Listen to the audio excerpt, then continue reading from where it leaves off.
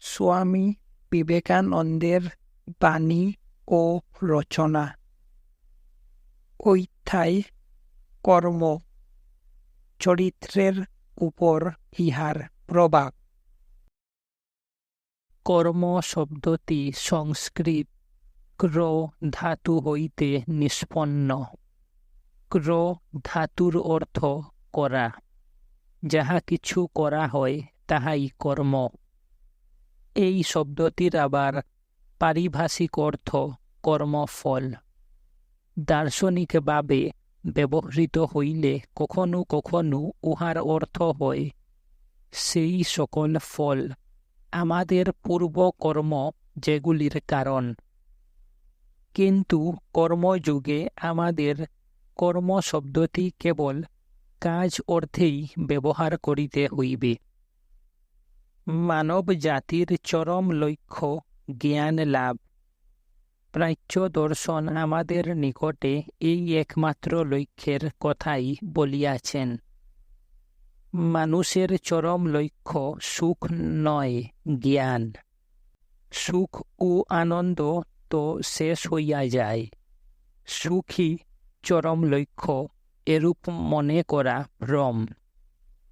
জগতে আমরা যত দুঃখ দেখিতে পাই তাহার কারণ মানুষ অজ্ঞের মতো মনে করে সুখই আমাদের চরম লক্ষ্য। কালে মানুষ বুঝিতে পারে সুখের দিকে নয়, জ্ঞানের দিকেই সে ক্রমাগত চলিয়াছে। দুঃখ ও সুখ উভয়ই তাহার মহান শিক্ষক। সে শুভ এবং অশুভ হইতে সমভাবে শিক্ষা পায়।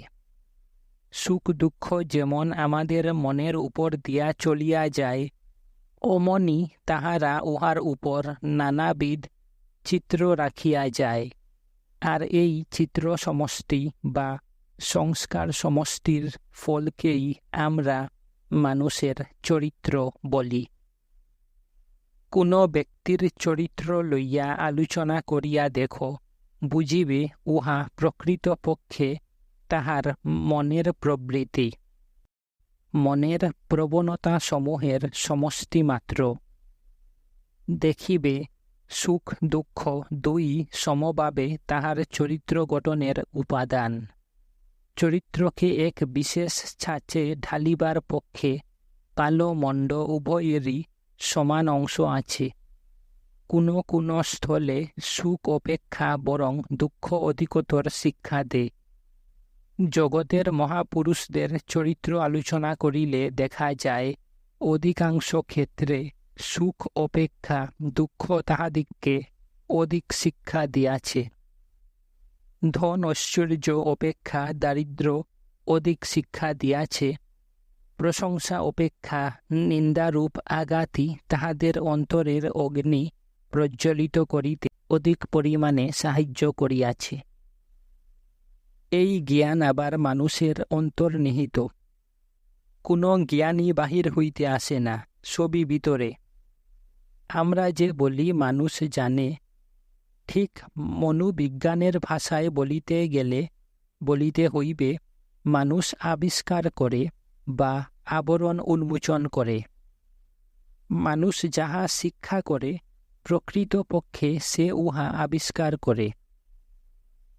ডিসকভার শব্দটির অর্থ অনন্ত জ্ঞানের খনিস্বরূপ নিজ আত্মা হইতে আবরণ সরাইয়া লওয়া। আমরা বলি নিউটন মধ্যাকর্ষণ আবিষ্কার করিয়াছিলেন। উহা কি এক কোণে বসিয়া তাহার জন্য অপেক্ষা করিতেছিল? না, উহা তাহার নিজ মনেই অবস্থিত ছিল। সময় আসিল, অমনি তিনি উহা দেখিতে পাইলেন। মানুষ যত প্রকার জ্ঞান লাভ করিয়াছে সবই মন হইতে। জগতের অনন্ত পুস্তকাগার তোমারই মনে। বহির্জগৎ কেবল তোমার নিজ মনকে অধ্যয়ন করিবার উত্তেজক কারণ। উপলক্ষ্য মাত্র, তোমার নিজ মনই সর্বদা তোমার অধ্যয়নের বিষয়। আপেলের পতন নিউটনের কাছে উদ্দীপক কারণ। স্বরূপ হইল তখন তিনি নিজের মন অধ্যয়ন করিতে লাগিলেন। তিনি তাহার মনের ভিতর পূর্ব হইতে অবস্থিত ভাব পরম্পরা আরও একভাবে সাজাইয়া উহাদের ভিতর একটি নূতন শৃঙ্খলা আবিষ্কার করিলেন। উহাকেই আমরা মধ্যাকর্ষণের নিয়ম বলি। উহা আপেল বা পৃথিবীর কেন্দ্রে অবস্থিত কোনো পদার্থ ছিল না। এতএব লৌকিক বা পারমার্থিক সমুদয় জ্ঞানী মানুষের মনে। অনেক স্থলেই উহারা আবিষ্কৃত বা অনাবৃত হয় না, বরং আবৃত থাকে। যখন এই আবরণ ধীরে ধীরে সরাইয়া লওয়া হয়, তখন আমরা বলি আমরা শিক্ষা করিতেছি, এবং এই আবরণ অপসারণের কাজ যতই অগ্রসর হয়, জ্ঞানও ততই অগ্রসর হইতে থাকে। এই আবরণ যাহার ক্রমশ উঠিয়া যাইতেছে, তিনি অপেক্ষাকৃত জ্ঞানী। যাহার আবরণ খুব বেশি, সে অজ্ঞান। আর যাহার ভিতর হইতে অজ্ঞান একেবারে চলিয়া গিয়াছে, তিনি সর্বজ্ঞ। পূর্বে অনেক সর্বজ্ঞ পুরুষ ছিলেন। আমার বিশ্বাস এ কালেও অনেক হইবেন, আর আগামী কল্পনাসমূহে অসংখ্য সর্বজ্ঞ পুরুষ জন্মাইবেন। চকমকি পাথরে যেমন অগ্নি নিহিত থাকে, মনের মধ্যেই সেইরূপ জ্ঞান রহিয়াছে। উদ্দীপক কারণটি যেন ঘর্ষণ, জ্ঞান আগ্নিকে প্রকাশ করিয়া দে। আমাদের সকল ভাব ও কার্য সম্বন্ধেও সেইরূপ। যদি আমরা ধীরভাবে নিজেদের অন্তঃকরণ অধ্যয়ন করি, তবে দেখিব আমাদের হাসি কান্না, সুখ দুঃখ, আশীর্বাদ, অভিসম্পাত, নিন্দা সুখ্যাতি সবই আমাদের মনের উপর বহির্জগতের বিভিন্ন আঘাতের দ্বারা আমাদের ভিতর হইতেই উৎপন্ন। উহাদের ফলেই আমাদের বর্তমান চরিত্র গঠন। এই আঘাত সমষ্টিকেই বলে কর্ম। আত্মার ঐপৈন্তরস্থ অগ্নিকে বাহির করিবার জন্য, উহার নিজ শক্তি ও জ্ঞান প্রকাশের জন্য যে কোনো মানসিক বা দৈহিক আঘাত প্রদত্ত হয়, তাহাই কর্ম। কর্ম অবশ্য এখানে উহার ব্যাপকতম অর্থে ব্যবহৃত। এতএব আমরা সর্বদাই কর্ম করিতেছি। আমি কথা বলিতেছি, ইহা কর্ম। তোমরা শুনিতেছ, তাহাও কর্ম। আমরা শ্বাস প্রশ্বাস ফেলিতেছি, ইহা কর্ম। বেড়াইতেছি, কর্ম। কথা কহিতেছি, কর্ম। শারীরিক বা মানসিক যাহা কিছু আমরা করি, সবই কর্ম।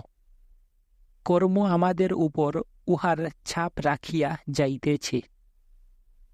কতকগুলি কার্য আছে, সেগুলি যেন অনেক ক্ষুদ্র ক্ষুদ্র কর্মের সমষ্টি।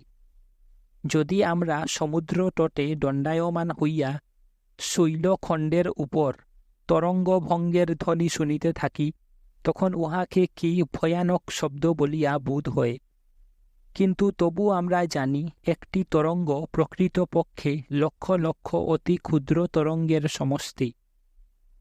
উহাদের প্রত্যেকটি হইতেই শব্দ হইতেছে, কিন্তু তাহা আমরা শুনিতে পাই না। যখন উহারা একত্র হইয়া প্রবল হয়, তখন আমরা শুনিতে পাই। এই রূপে হৃদয়ের প্রত্যেক কম্পনেই কার্য হইতেছে। কতকগুলি কার্য আমরা বুঝিতে পারি, তাহারা আমাদের ইন্দ্রিয়গ্রাহ্য হইয়া ধরা দে। তাহারা কিন্তু কতকগুলি ক্ষুদ্র ক্ষুদ্র কর্মের সমষ্টি। যদি তুমি কোনো ব্যক্তির চরিত্র যথার্থ বিচার করিতে চাও, তবে তাহার বড় বড় কর্মের দিকেই দৃষ্টি দিও না। অবস্থা বিশেষে নিতান্ত নির্বুধ বীরের মতো কার্য করিতে পারে। যখন কেহ অতি ছোট ছোট সাধারণ কার্য করিতেছে, তখন দেখো সে কিভাবে করিতেছে। এইভাবেই মহৎ লোকের প্রকৃত চরিত্র জানিতে পারিবে। বড় বড় ঘটনা উপলক্ষে অতি সামান্য লোকও মহত্বে উন্নতি হয়। কিন্তু যাহার চরিত্র সর্বদা মহৎ, প্রকৃতপক্ষে তিনিই মহৎ। সর্বত্র সর্বাবস্থায় তিনি একই প্রকার। মানুষকে যত প্রকার শক্তি লইয়া নাড়াচাড়া করিতে হয়, তন্মধ্যে যে কর্মের দ্বারা তাহার চরিত্র গঠিত হয়, তাহাই সর্বাপেক্ষা প্রবল শক্তি। মানুষ যেন একটি কেন্দ্র, জগতের সমুদয় শক্তি যে নিজের দিকে আকর্ষণ করিয়া লইতেছে, ওই কেন্দ্রেই উহাদিগকে দ্রবীভূত করিয়া একাকার করিতেছে, তাহার পর একটি বৃহৎ তরঙ্গকারে বাহিরে প্রেরণ করিতেছে। এরূপ একটি কেন্দ্রই প্রকৃত মানুষ। তিনি সর্বশক্তিমান, সর্বজ্ঞ, আর তিনি তাহার নিজের দিকে সমগ্র জগৎ আকর্ষণ করিতেছেন। ভালো মন্দ, সুখ দুঃখ সবই তাহার দিকে চলিয়াছে এবং তাহার চতুর্দিকে সংলগ্ন হইতেছে। তিনি ওইগুলির মধ্যে হইতে চরিত্র নামক মহাশক্তি গঠন করিয়া লইয়া উহাকে বহির্দেশে প্রক্ষেপ করিতেছেন। তাহার যেমন ভিতরে গ্রহণ করিবার শক্তি আছে, সেই রূপ বাহির প্রক্ষেপ করিবার শক্তিও আছে। আমরা জগতে যত প্রকার কার্য দেখিতে পাই, মনুষ্য সমাজে যত প্রকার আলোড়ন হইতেছে, আমাদের চতুর্দিকে যে সকল কার্য হইতেছে, সবই চিন্তার প্রকাশ মাত্র, মানুষের ইচ্ছার প্রকাশ মাত্র। ছোট বড় যন্ত্র, নগর, জাহাজ, রণতরী সবই মানুষের ইচ্ছার বিকাশ মাত্র। এই ইচ্ছা চরিত্র হইতে উদ্ভূত, চরিত্র আবার কর্ম দ্বারা নির্মিত। ইচ্ছার প্রকাশ কর্মের অনুরূপ। প্রবল ইচ্ছা শক্তি সম্পন্ন যে সকল মানব জগতে জন্মিয়াছেন, তাহারা সকলেই প্রচণ্ড কর্মী ছিলেন। তাহাদের এত ইচ্ছাশক্তি ছিল যে তাহারা জগৎকে উলট পালট করিয়া দিতে পারিতেন। ওই শক্তি তাহারা যুগ যুগ ব্যাপী নিরবিচ্ছিন্ন কর্ম দ্বারা লাভ করিয়াছিলেন। বুদ্ধ বা যিশুর মতো প্রবল ইচ্ছা শক্তি এক জন্মে লাভ করা যায় না, আর উহাকে পুরুষানুক্রমিক শক্তি সঞ্চারও বলা যায় না, কারণ আমরা জানি তাহাদের পিতারা কিরূপ ছিলেন। তাহারা যে জগতের হিতের জন্য কখনো কিছু বলিয়াছিলেন তাহা জানা নাই। জোসেফের ন্যায় লক্ষ লক্ষ সূত্রধর জীবনে লীলা সংবরণ করিয়াছে, লক্ষ লক্ষ এখনও জীবিত আছে। বুদ্ধের পিতার ন্যায় লক্ষ লক্ষ ক্ষুদ্র রাজা জগতে ছিলেন। যদি ইহা কেবল পুরুষানুক্রমিক শক্তি সঞ্চারের উদাহরণ হয়, তবে এই ক্ষুদ্র সামান্য রাজা, যাহাকে হয়তো তার ভৃত্যেরা পর্যন্ত মানিত না, তিনি কি রূপে এমন এক সন্তানের জনক হইলেন, যাহাকে জগতের অনেক লোক উপাসনা করিতেছে। সূত্রধর ও তাহার সন্তান, যাহাকে লক্ষ লক্ষ লোক ঈশ্বর বলিয়া উপাসনা করিতেছে, এ দুইয়ের মধ্যে যে প্রভেদ, তাহাই বা কিরূপে ব্যাখ্যা করিবে? বংশানুক্রমিক মতবাদ দ্বারা উহার ব্যাখ্যা হয় না। বুদ্ধ ও যীশু জগতে যে মহাশক্তি সঞ্চার করিয়াছিলেন, তাহা কোথা হইতে আসিল? এই শক্তি সমষ্টি কোথা হইতে আসিল? অবশ্য উহা যুগ যুগান্তর হইতে ওই স্থানেই ছিল এবং ক্রমশ প্রবল হইতে প্রবলতর হইতেছিল।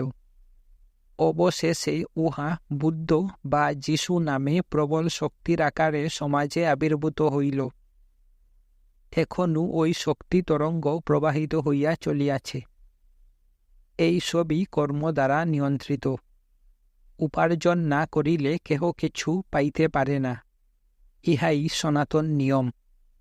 আমরা কখনো কখনো মনে করিতে পারি ব্যাপারটা ঠিক এরূপ নয়, কিন্তু শেষ পর্যন্ত আমাদিগকে পূর্বোক্ত নিয়মে দৃঢ় বিশ্বাসী হইতে হয়।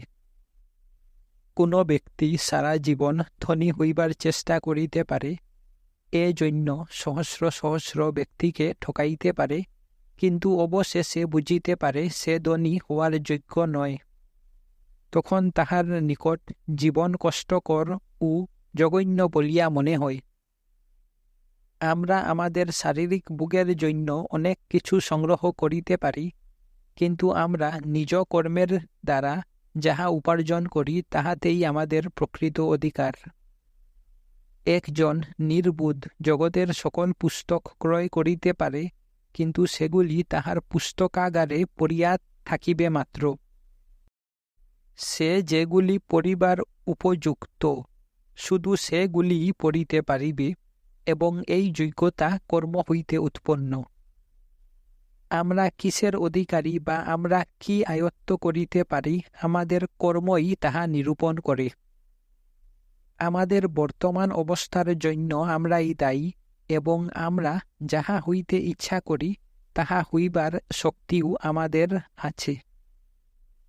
আমাদের বর্তমান অবস্থা যদি আমাদের পূর্বকর্মের দ্বারা নিয়ন্ত্রিত হয়, তবে ইহাই নিশ্চিত সিদ্ধান্ত হইবে যে ভবিষ্যতে আমরা যাহা হইতে ইচ্ছা করি আমাদের বর্তমান কর্ম দ্বারাই তাহা হইতে পারি। এতএব আমাদের জানা উচিত কি রূপে কর্ম করিতে হইবে। তোমরা বলিবে, কর্ম কি করিয়া করিতে হয়? তাহা আবার শিখিবার প্রয়োজন কি? সকলেই তো কোনো না কোনোভাবে এই জগতে কাজ করিতেছে। কিন্তু শক্তির অনর্থক্ষয় বলিয়া একটি কথা আছে। গীতায় এই কর্মযোগ সম্বন্ধে কথিত আছে। কর্মযোগের অর্থ কর্মের কৌশল, বিজ্ঞানসম্মত প্রণালীতে কর্মানুষ্ঠান। কর্ম কি করিয়া করিতে হয় জানিলে তবেই কর্ম হইতে সর্বাপেক্ষা ভালো ফল পাওয়া যায়। তোমাদের স্মরণ রাখা উচিত, সকল কর্মের উদ্দেশ্য মনের ভিতরে পূর্ব হইতে যে শক্তি রহিয়াছে তাহা প্রকাশ করা, আত্মাকে জাগাইয়া তোলা। প্রত্যেক মানুষের ভিতরে এই শক্তি আছে এবং জ্ঞানও আছে। এই সকল বিভিন্ন কর্ম যেন ওই শক্তি ও জ্ঞানকে বাহিরে প্রকাশ করিবার, ওই মহাশক্তিগুলিকে জাগ্রত করিবার আগাত স্বরূপ। মানুষ নানা উদ্দেশ্যে কর্ম করিয়া থাকে। কোনো উদ্দেশ্য ব্যতীত কার্য হইতে পারে না।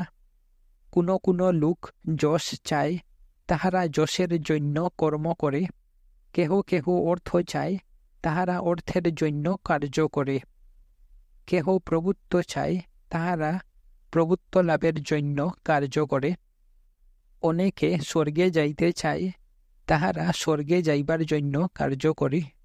অপরে আবার মৃত্যুর পর নিজেদের নাম রাখিয়া যাইতে চায়। চীন দেশের রীতি, না মরিলে কাহাকেও কোনো উপাধি দেওয়া হয় না। বিচার করিয়া দেখিলে ইহা অপেক্ষাকৃত ভালো প্রথা বলিতে হইবে।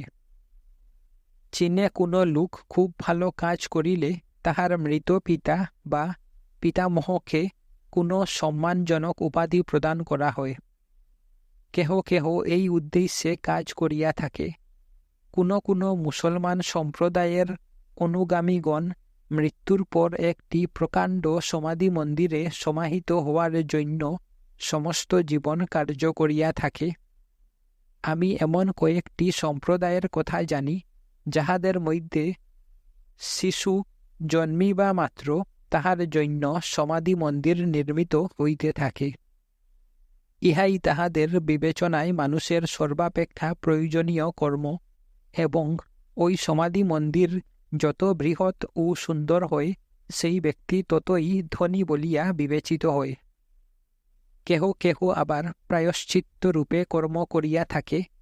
সর্ববিধ অসৎ কার্য করিয়া শেষে একটি মন্দির প্রতিষ্ঠা করিল, অথবা পুরোহিতগণকে কিনিয়া লইবার জন্য এবং তাহাদের নিকট হইতে স্বর্গে যাইবার ছাড়পত্র পাইবার জন্য কিছু অর্থ তাহাদিগকে দিল। তাহারা মনে করে এরূপ দানের দ্বারা তাহাদের পথ পরিষ্কার হইল, পাপ সত্ত্বেও তাহারা শান্তি এড়াইয়া যাইবে। মানুষের কার্য প্রবৃত্তির বহু উদ্দেশ্যের কয়েকটি মাত্র বলা হইল। কর্মের জন্যই কর্ম কর। সকল দেশেই এমন কিছু মানুষ আছেন যাহাদের প্রভাব সত্যই জগতের পক্ষে কল্যাণকর। তাহারা কর্মের জন্যই কর্ম করেন, নাম যশ গ্রাহ্য করেন না, স্বর্গে যাইতেও চাহেন না। লোকের প্রকৃত উপকার হইবে বলিয়াই তাহারা কর্ম করেন। আবার অনেক আছেন যাহারা আরও উচ্চতর উদ্দেশ্য লইয়া দরিদ্রের উপকার ও মনুষ্য জাতিকে সাহায্য করেন। কারণ তাহারা সৎ কার্যে বিশ্বাসী, তাহারা সদ্ভাব ভালোবাসেন। নাম যশের উদ্দেশ্যে কৃত কর্মের ফল কখনো সঙ্গে সঙ্গে পাওয়া যায় না, সচরাচর দেখা যায়। যখন আমরা বৃদ্ধ হই এবং আমাদের জীবন প্রায় শেষ হইয়া আসিয়াছে, তখন আমাদের নাম যশ হয়। কিন্তু যদি কেহ কোনো স্বার্থপূর্ণ উদ্দেশ্য ছাড়া কাজ করে, সে কি কিছুই লাভ করে না? হ্যাঁ, সে সর্বাপেক্ষা বেশি লাভ করে।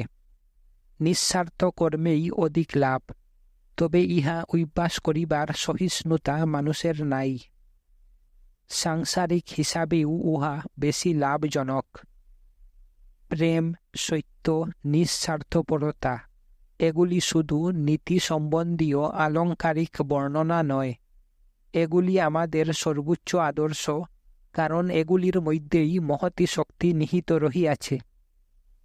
প্রথমত, যে ব্যক্তি 5 দিন অথবা 5 মিনিট কোনো স্বার্থবিসন্ধি ব্যতীত ভবিষ্যতের কোনো চিন্তা, স্বর্গলাভের আকাঙ্ক্ষা, শান্তির ভয় অথবা ঐরূপ কোনো বিষয় চিন্তা না করিয়া কাজ করিতে পারেন, তাহার মধ্যে শক্তিবান মহাপুরুষ হইবার সামর্থ্য আছে।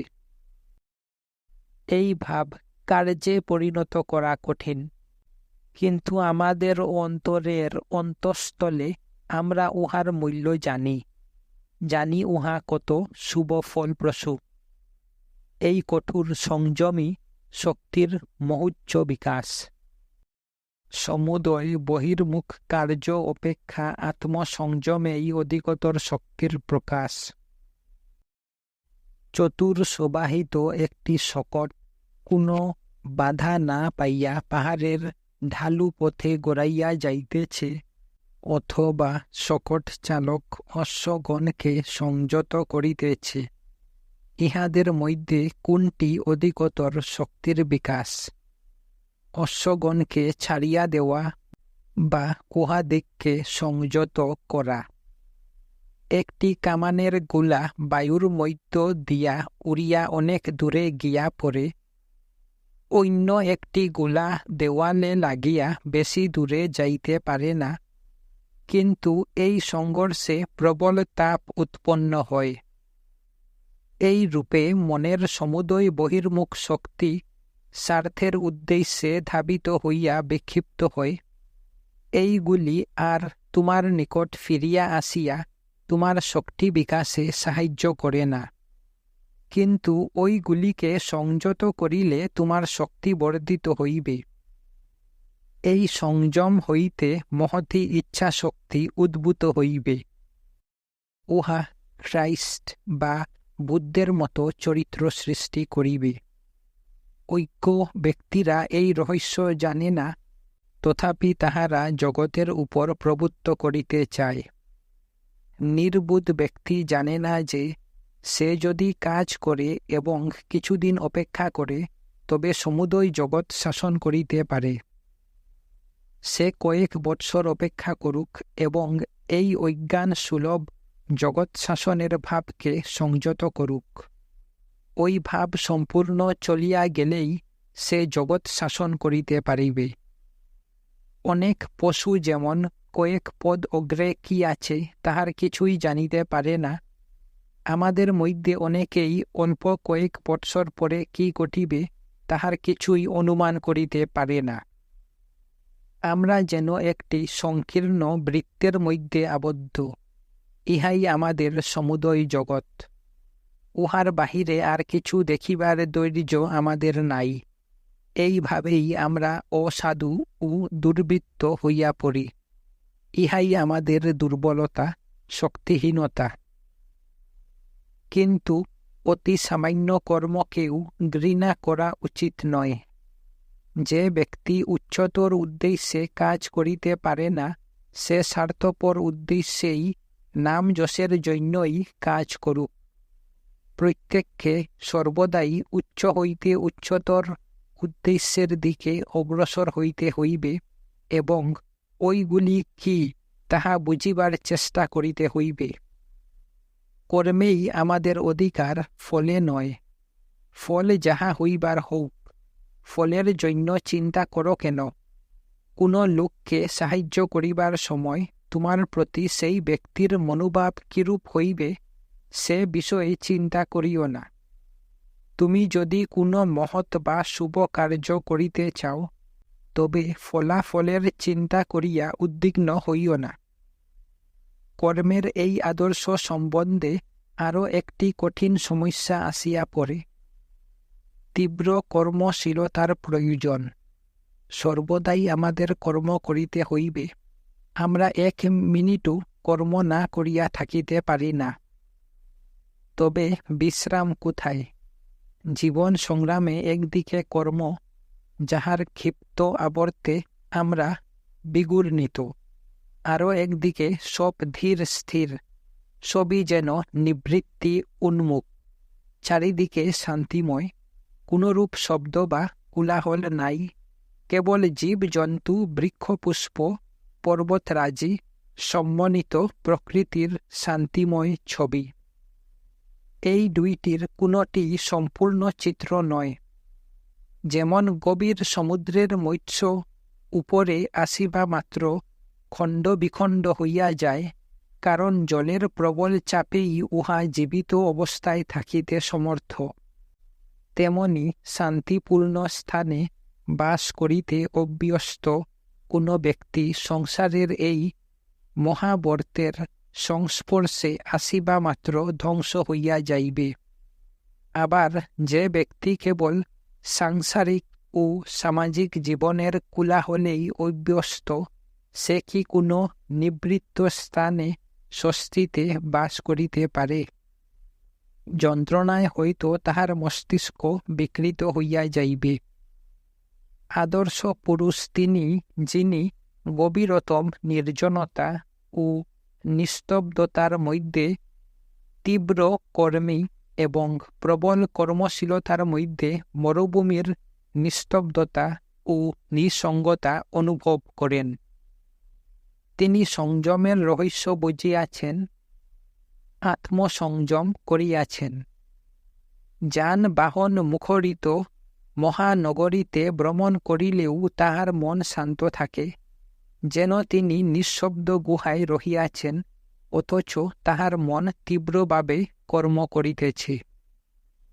কর্মযোগের ইহাই আদর্শ। যদি এই অবস্থা লাভ করিতে পারো, তবেই কর্মের প্রকৃত রহস্য অবগত হইলে। কিন্তু আমাদিগকে গোড়া হইতে আরম্ভ করিতে হইবে। আমাদের সম্মুখে যেরূপ কর্ম আসিবে, তাহাই করিতে হইবে, এবং প্রত্যহ আমাদিগকে ক্রমশ আরও অধিক নিঃস্বার্থপর হইতে হইবে। আমাদিগকে কর্ম করিতে হইবে, এবং ওই কর্মের পশ্চাতে কি অভিসন্ধি আছে, তাহা দেখিতে হইবে।